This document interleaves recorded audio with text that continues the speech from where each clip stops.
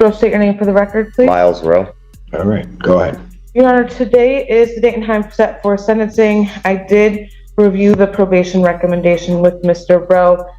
We do ask that you adopt the bulk of the recommendation, with the exception of the 5 days in jail. On behalf of Mr. Rowe, we are asking that the court either strike that recommendation or hold the 5 days in abeyance. Obviously, while Mr. Rowe is on probation, he will have the whole 93 days kind of hanging over his head if he were to violate his probation. He does understand that and is ready to complete this term. Regarding the 5 days, he did let me know a couple reasons why this would have a negative impact on his life circumstances right now. He is working a temporary job, or he's working a job where he's a temp. He's in his probationary period, basically. He's just a few weeks away from those 90 days where then he will be made a full-time employee. He doesn't have any time off or any sick or vacation days that he can take for the next couple of days. So he's very worried that he will lose his job if he were to be remanded. Additionally, he does have 2 children, a 16-year-old and a 4-year-old. He told me his 4-year-old will be with him full-time this weekend. The child's mother is going on vacation, so he is the primary caregiver for the next couple of days. So obviously does not want to be away from his child. He is also helps care for his family. His father just had back surgery. They own a farm up north, so he assists with that farm.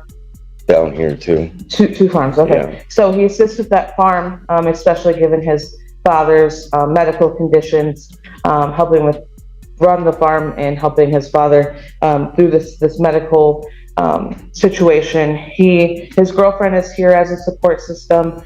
His family is very supportive of his sobriety. He even mentioned that his sister is going to school for drug counseling, and she's supportive of his sobriety. We've had multiple conversations over the last couple of weeks. He, I think, is very ready to be sober. He's talked to me multiple. All right, guys, let's break this down. The defense rolls out every stabilizing detail possible. Job on the line, 2 kids, recovering father, farm duties, supportive girlfriend, sober sister. It's a full court press for Mercy. She frames him as low risk, accountable, reformed. The message is clear. 5 days in jail doesn't just punish him, it destabilizes everything he's trying to rebuild. Sometimes about how this has basically changed his life. He appreciates the tether, keeping him accountable. He says he's willing to wear it for as long as the court wants because he appreciates the changes that being sober has made in his life. He did do as an assessment. The assessment says he's low risk for consumption because he also demonstrated to the assessor that he's ready to change his life conditions and is really on a good path. We also did talk lastly about the fines and costs. He believes he can post at least $400 today. So anything you want to say before I impose sentence? I mean, I could pay the whole thing in full today if I don't have to do the 5 days. If I have to do the 5 days. Does this look like a negotiation to you? No. Go ahead. You can tell me anything else you want. I mean, I'm just afraid of losing my job, so I wouldn't be able to pay. Well, then you should have thought about that before you tampered with our device. I didn't do tamper with it, but I don't, as I did, so it is what it is. I don't know what else to say. I was just working. Go ahead, sir. Anything else? Rose steps up and immediately makes it worse. He offers to pay everything if he can skip jail, and the judge shuts that down fast. This isn't a checkout counter. He denies tampering, then half accepts responsibility, then pivots to fear of losing his job. The tone shifts. What could have been remorse starts sounding like damage control under pressure. Other than the fact that being sober is about the best thing that I've had happen to me in about 10 years, so I appreciate it, and I take full responsibility for my action, and hate that it happened, and I want to move forward and just move on with my life and take care of my family and not lose my house and keep everything going. The court does acknowledge this is not a serious misdemeanor as defined by statute. However, it does believe there are reasonable grounds to depart from the presumption of a non-probationary sentence. The alcohol screening and assessment identifies the benefit of outpatient treatment, driver's intervention class, and abstinence from all intoxicants. Therefore, the court will follow the recommendation of probation for a probationary sentence with the stated rehabilitative goals to promote change, prevent recidivism, monitor compliance, and recommended treatment.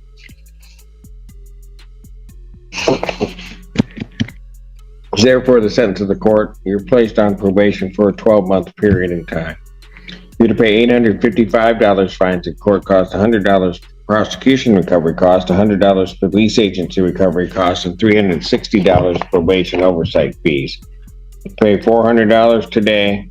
How are you going to? The judge methodically lays out probation: 12 months, over 1,000 in fines and fees, 0 alcohol, random testing, treatment, tether stays on. It's structured, deliberate, rehabilitation-focused. The court isn't blind to progress, but it's building a system of accountability around him. This is conditional trust, not forgiveness. Pay the balance. I can do a payment plan for whatever you... A payment plan is directed by probation. There's to be no use of alcohol, recreational marijuana, or illegal substances. You'll be subject to random testing as requested by probation. You are to complete outpatient treatment, including all recommended aftercare with status reports to probation. You are to provide proof of victims' impact panel attendance to probation. The scram tether will continue until proof of treatment is received by probation. So with reference to the jail time, and why I'm clearly indicating that this is it's not a negotiation of fines and costs. You were 0.224, and there was a crash of the vehicle that very well could have been a crash that took somebody out. I know. So, well, you can know it, but I don't know that you appreciate it. You're not in a position to negotiate. Then when I put you on the scram tether, I all of a sudden get a notification of a tamper with it, and through the tamper, it still suggests that there was alcohol. And you're telling me you didn't do it, but I was running a chainsaw with the fumed ethanol gas in it. I mean, that's just the only thing I can say. That's all I can say. There's not a chainsaw in the world that's going to set that thing off.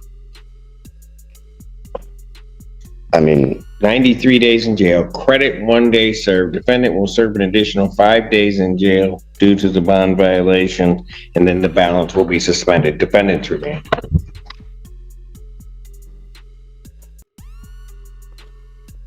Then the hammer drops. The judge reminds him he blew a .224 and crashed a vehicle. Someone could have died. The alleged tether tamper only makes it worse.